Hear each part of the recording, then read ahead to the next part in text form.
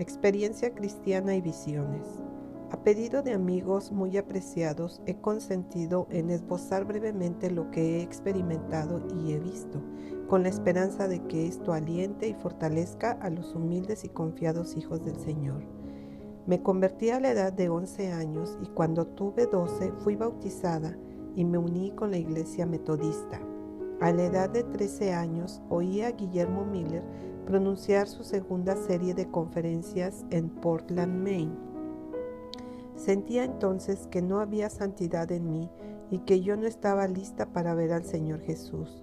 Así que cuando se invitó a los miembros de la iglesia y a los pecadores a que pasasen al frente para que orase por ellos, acepté la primera oportunidad, porque sabía que era necesario que se hiciese una gran obra en mi favor, a fin de que quedase preparada para el cielo. Mi alma tenía sed de la salvación plena y gratuita, pero no sabía cómo obtenerla. En 1842 concurrí asiduamente a las reuniones adventistas celebradas en Portland y creí sinceramente que el Señor iba a venir. Tenía hambre y sed de una salvación completa, de estar en absoluta conformidad con la voluntad de Dios. Día y noche luchaba para obtener ese tesoro inestimable que no podría comprarse con todas las riquezas de la tierra. Mientras estaba postrada delante de Dios para pedirle esa bendición, se me presentó el deber de ir a orar en una reunión pública de oración. Nunca había orado en alta voz en reunión alguna y rehuía este deber, pues temía que si intentaba orar me llenaría de confusión. Cada vez que me presentaba al Señor en oración secreta, recordaba ese deber que no había cumplido. Hasta que dejé de orar y me sumí en la melancolía y finalmente en profunda desesperación. Permanecí 3 semanas en esta condición mental sin que un solo rayo de luz atravesara las densas nubes de oscuridad que me rodeaban. Tuve entonces 2 sueños que me comunicaron un débil rayo de luz y esperanza. Después de esto consulté a mi consagrada madre. Ella me explicó que yo no estaba perdida y me aconsejó que fuese a ver al hermano Stockman, quien predicaba entonces a los adventistas de Portland. Yo le tenía mucha confianza, pues era un devoto y muy querido siervo de Cristo. Sus palabras me alentaron y me dieron esperanza. Regresé a casa y volví a orar al Señor, a quien le prometí que haría y sufriría cualquier cosa con tal de que el Señor Jesús me sonriese. Se me presentó el mismo deber. Iba a realizarse esa noche una reunión de oración y asistí a ella.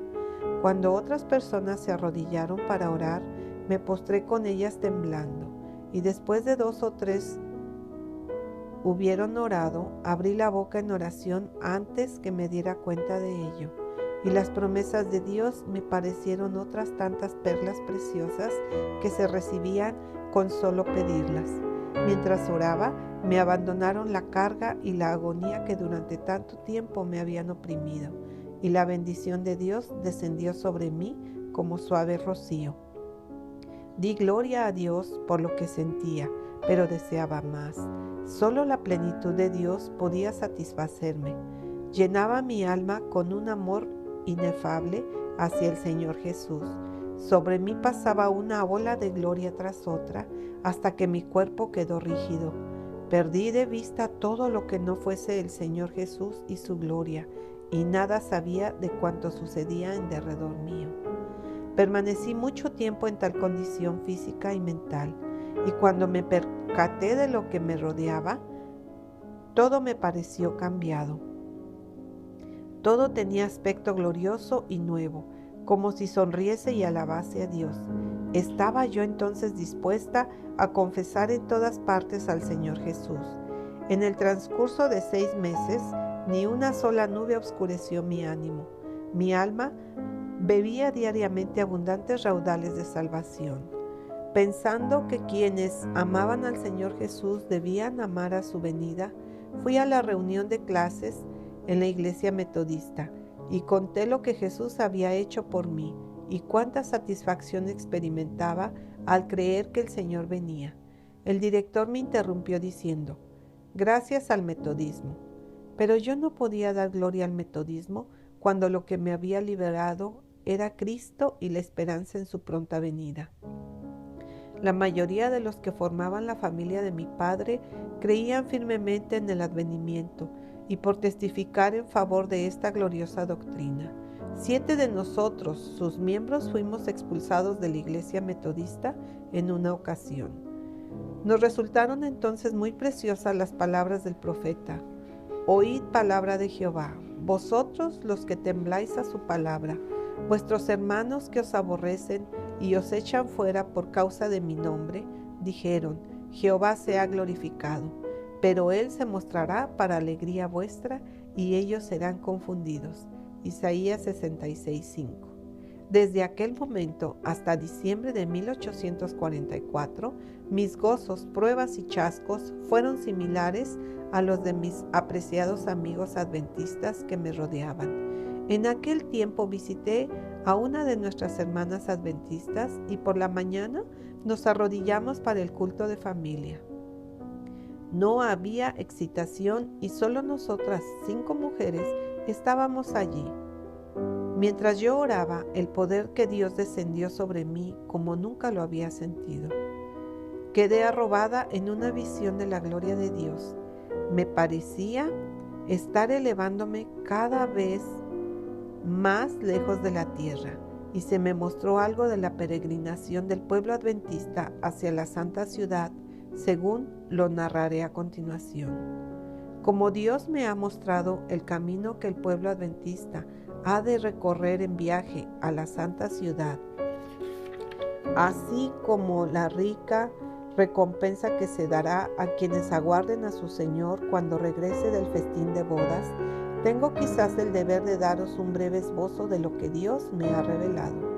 Los santos amados tendrán que pasar por muchas pruebas, pero nuestras ligeras aflicciones, que solo duran un momento, obrarán para nosotros un excelso y eterno peso de gloria, con tal que no miremos las cosas que se ven, porque éstas son pasajeras, pero las que no se ven son eternas.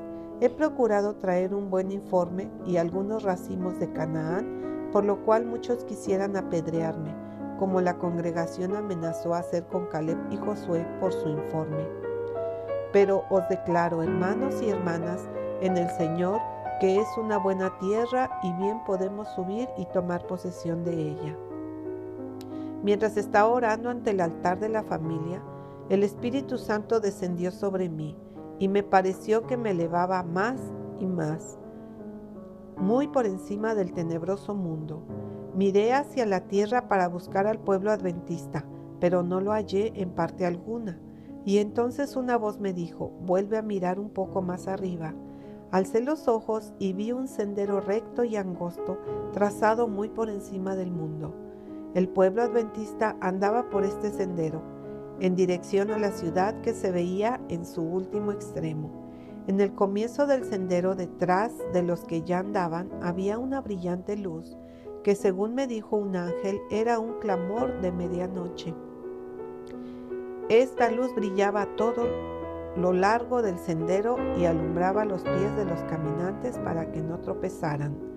Delante de ellos iba Jesús guiándolos hacia la ciudad, y si no apartaban los ojos de él, iban seguros. Pero no tardaron algunos en cansarse diciendo que la ciudad estaba todavía muy lejos y que contaban con haber llegado más pronto a ella.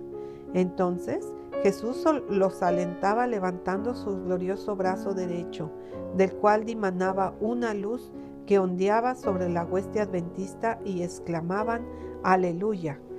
Otros negaron temerariamente la luz que brillaba tras ellos, diciendo que no era Dios quien los había guiado hasta allí.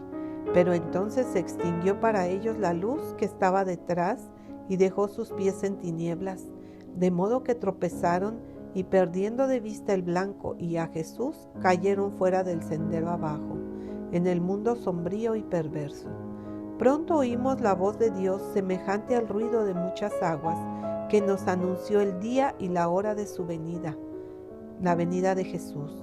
Los 144,000 santos vivientes reconocieron y entendieron la voz, pero los malvados se figuraron que era fragor de truenos y de terremoto. Cuando Dios señaló el tiempo, derramó sobre nosotros el Espíritu Santo, y nuestros semblantes se iluminaron refulgentemente con la gloria de Dios, como le sucedió a Moisés al bajar del Sinaí. Los 144,000 estaban todos sellados y perfectamente unidos. En su frente llevaban escritas estas palabras: Dios, Nueva Jerusalén, y además una brillante estrella con el nuevo nombre de Jesús. Los impíos se enfurecieron al vernos en aquel santo y feliz estado y querían apoderarse de nosotros para encarcelarnos cuando extendimos la mano en el nombre del Señor y cayeron rendidos en el suelo. Entonces conoció la sinagoga de Satanás que Dios nos había amado a nosotros, que podíamos lavarnos los pies unos a otros y saludarnos fraternalmente con ósculo santo, y ellos adoraron a nuestras plantas. Pronto se volvieron nuestros ojos hacia el oriente, donde había aparecido una nubecilla negra del tamaño de la mitad de la mano de un hombre, que era, según todos comprendían, la señal del Hijo del Hombre.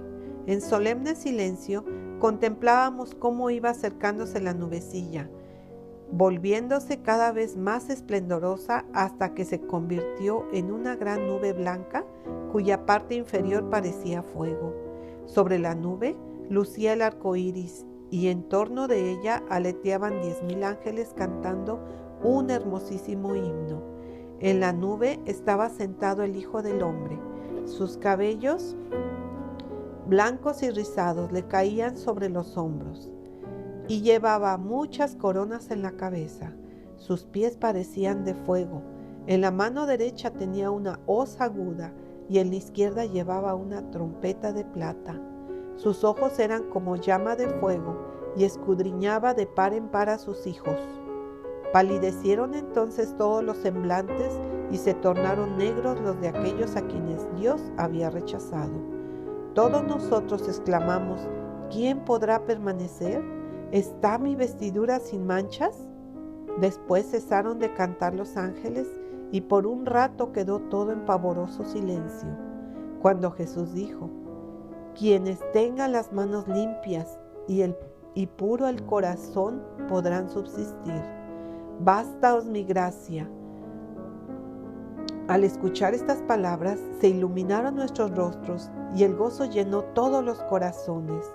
Los ángeles pulsaron una nota más alta y volvieron a cantar, mientras la nube se acercaba a la tierra.